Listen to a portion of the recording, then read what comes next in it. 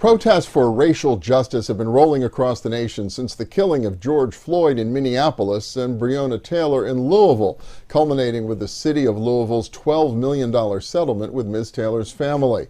It's also led many employers across our region to reevaluate the steps they're taking to tap promising African American talent within their own organizations. And a number of them are turning to TALI, the Advanced Leadership Initiative, and its Leadership Academy. The deadline's fast approaching to apply for the next TALI cohort in January. Evan Frazier is founder of the Advanced Leadership Initiative. Dr. Elizabeth Carter is a member of the current cohort and director of market segment finance at Highmark Health. Aaron Lockhart is industrial coding sector lead for Covestro North America and another member of the current cohort. You no sooner get this group together than you get hit by a once-in-a-century pandemic. So how have you pivoted and adjusted to make sure that the program is as meaningful as it has been in the first year? COVID-19 is definitely making us work harder to make sure that we can make sure those connections and all the content that originally we anticipated for the program will still be there.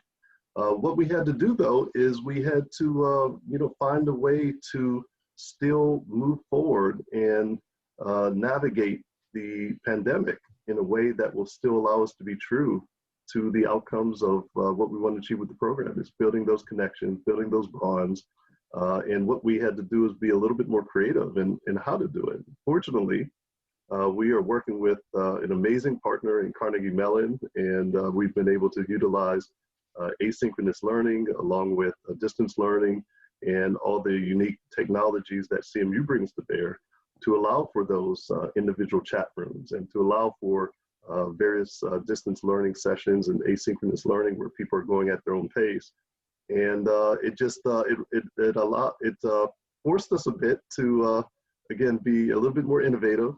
But what we did was we leaned into it. We felt it was so important to lean into this opportunity as we look at reinventing the way that we deliver the content of the program. I guess both from Dr. Carter's standpoint and Aaron Lockhart's, when this opportunity first came up, why did you want to participate in TALI to begin with, Elizabeth? Well, I thought it was a great opportunity to really understand what may be some of the additional skill sets I need to move up into the senior leadership position. I thought I had most of it, but there's always some additional tweaking that we may need to understand about ourselves that we can't see that may be prohibiting us from moving forward. So I thought this was a great way to meet with others who were similar to me in the same situation, for me to understand better about myself and things I could be doing differently to interact with my leadership at my company. And I really found it beneficial, in addition to meeting a lot of great people at various companies who look like me, are probably somewhat isolated like me in my various departments, not seeing many African Americans in my workplace. And it's been a wonderful experience for me, especially being new to the Pittsburgh area, because I am a transplant from Delaware. And how about from your perspective? Why did you decide to get involved with and take advantage of TALI in the first place? Yeah, so it was, from my perspective, just a really good opportunity to seek some clarity, actually. I knew I had some interest to certainly advance and to move forward in my career and to move vertically in the corporate world. I knew the strengths that I brought to the table. I wanted to get a little bit more clarity on the value that those bring and any types of gaps that I may have, similar to what Dr. Carter said. But beyond that, to gain some clarity about the path itself. And as far as TALI itself, I heard great things from a coworker who was a part of the first cohort. And so the cohort experience was one thing to certainly draw me in. I was really looking forward to that. But beyond that, I didn't really know what to expect. I wanted to come in and experience it and just see the ways that it would help me to grow. And then just obviously from the broader perspective, conversely to Elizabeth, I'm a Pittsburgher, born and bred. And so knowing the region, having left and been out of the region for 10 years and coming back, I knew some of the things that were here, from the racial disparities and the diversity concerns. And I wanted to be a part of how to potentially move that forward with some further equipping that comes through the TALI program, as well as the connections that will come out of it as well. And then you find yourself in the middle of a pandemic disruption, and that really transcends public health. There's an economic disruption, and then all the racial justice issues on top of it. Has it been more than you bargained for? I mean, how has it changed the way you've approached participating in this program and what you think you're getting out of it? Aaron, I'll start with you. Yeah, so it's interesting. When we started in person, there was this collective sigh, right? A heavy sigh as we gathered and heard for the first time some important statistics and some trends and things like that were presented to us on the topic of the racial inequalities and things like that, especially in the corporate space. And knowing that Pittsburgh was no different from that, it was a little bit of a relief. It certainly increased the urgency in our minds. Then the events of COVID and the subsequent situations from a racial injustice standpoint in the nation hit, and that just was almost like being back in January all over again. It brought it all right back up and increased even more the need and the intensity for us to attack this topic constructively, collaboratively. And to do it from a perspective of ways to help corporate grow, help the region to grow, help to feed back into the communities. So all in all, yes, it ended up being much, much more. We leaned on each other in many different ways. We grew closer to each other as a cohort, even though we were separated and only connecting virtually, leaning on each other through some difficult times as the nation went through it. We had each other as a part of the process. So it all ended up working together really in ways that we certainly couldn't have scripted. Elizabeth, how about for you? Did it sort of change the way you approached the program and what you're getting out of it? I thought the program actually gave me additional ammunition, if you will, to have more conversations at the company pertaining to the injustice and what's happening pertaining to diversity, equity, and inclusion. And I probably feel a bit more comfortable now, besides the fact it's a bit more of an open conversation with leadership today because of what's been happening in the community.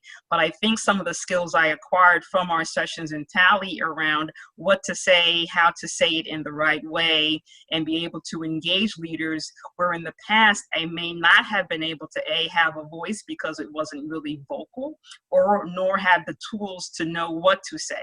So it's been really enlightening, and it has helped me engage better and really have some frank conversations with leadership about what we can be doing differently as a company, what can we be doing differently in the community, and how we can really help others and strengthen our communities and bring them into our organization. Yeah, I'm intrigued by that. You think there may be a little bit more openness within corporate Pittsburgh to have these conversations than there was before this year? I believe so, absolutely, because I think because there's more of a spotlight on it now, there was some consciousness to understanding where there may have been some weaknesses and biases, but now there's a bit of a concerted effort, and they are actually, reaching out to us, especially in this program, around what do we think, how can we help, what can they be doing differently. So now we're, advisors to them to provide a bit more context of what they could be doing differently.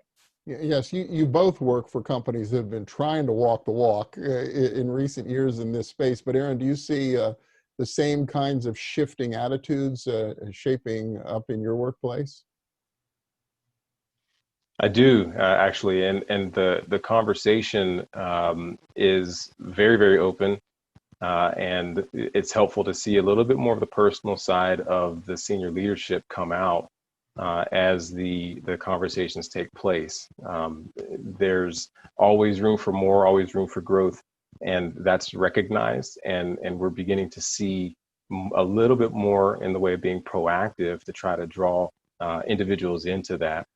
Now, across the board, laterally, without question, there has been so much more of an increase in engagement and difficult conversations being had in constructive ways. And I've seen a fair amount of humility really across the board with the folks coming to the table saying, I don't know what to say or what to do. Can you help me? Can you lead me? And at the same time saying, we're sorry that you're the ones, to the African Americans who've always have to bring and educate and initiate and bring everyone else along.